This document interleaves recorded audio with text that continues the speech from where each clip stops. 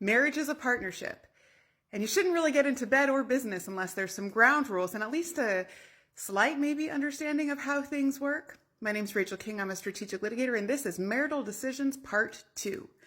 So you get married. You never really plan on getting divorced. I'd be willing to bet that there's not one person that is walking down the aisle that plans on getting divorced. You may have butterflies, you may have a gut feeling, but I don't think there's anybody I've ever met who has said, I'm getting married just so I can get divorced. So you get married, life happens, decisions need to be made on a daily basis. The trash needs to get taken out, who's going to take out the trash? Groceries need to be put into the refrigerator, who's going to be putting groceries in the refrigerator? The gas bill has to get paid. Who's paying it? Who's actually walking the money into the gas company? All of these little things, but then there's bigger decisions. Are you going to have kids? Who's going to take care of the kids? Is somebody going to stay home with the kids, or are the kids going into childcare? On and on and on. And hopefully your marriage survives all of these decisions, but sometimes it doesn't. So then what happens?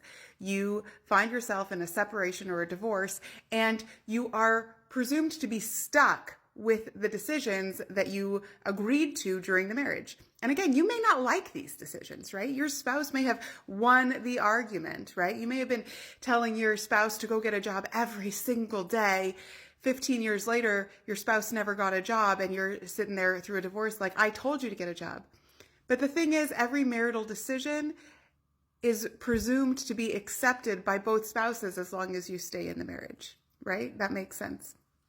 So when you are no longer together, when you're separating or you're going through a divorce, it doesn't work very well to start saying, well, I didn't agree to giving that money to your mom, or I didn't agree to let you stay home. I don't want to pay that credit card bill. I didn't like that you were charging on it. I never wanted to buy a house. I never wanted to move to Timbuktu or wherever it is, right? You made these decisions while you were married. You lived with them to the extent that you stayed in the marriage.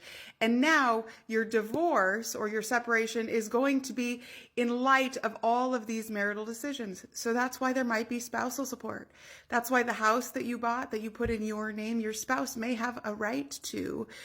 That's why you have to very often pay for half of the credit card bill, even though the credit card is not in your name.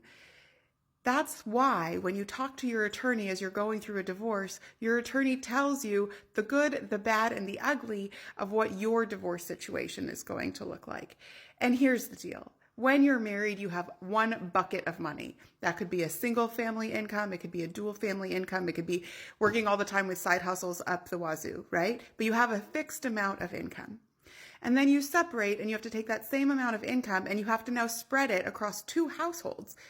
It's just not practical to assume, or reasonable really, to assume that your financial situation, your standard of living is going to be the same immediately upon divorce as it was during the marriage.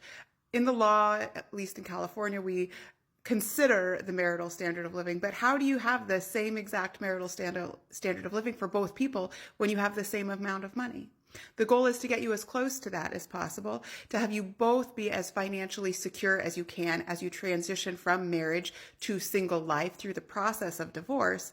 But honestly, guys, there's only so much to go around. There's decisions that you're going to be stuck with. And so let's get you to the best possible scenario that we can, given your situation and the laws that we're dealing with. And let's put a plan together so that you can become as independent and self-supporting and live your best life post-divorce. So marital decisions, you're kind of on the hook for them. So be careful. Maybe don't be careful. Just understand that that is what marriage is about. It's about decisions and coming together and compromising. And you don't get to come out later, 15 years later, and say, I didn't like that decision. I didn't agree to it. That's just not how it goes. What is the old saying? Like, that's not how the cookie crumbles. My name is Rachel King. This has been Marital Decisions Part 2.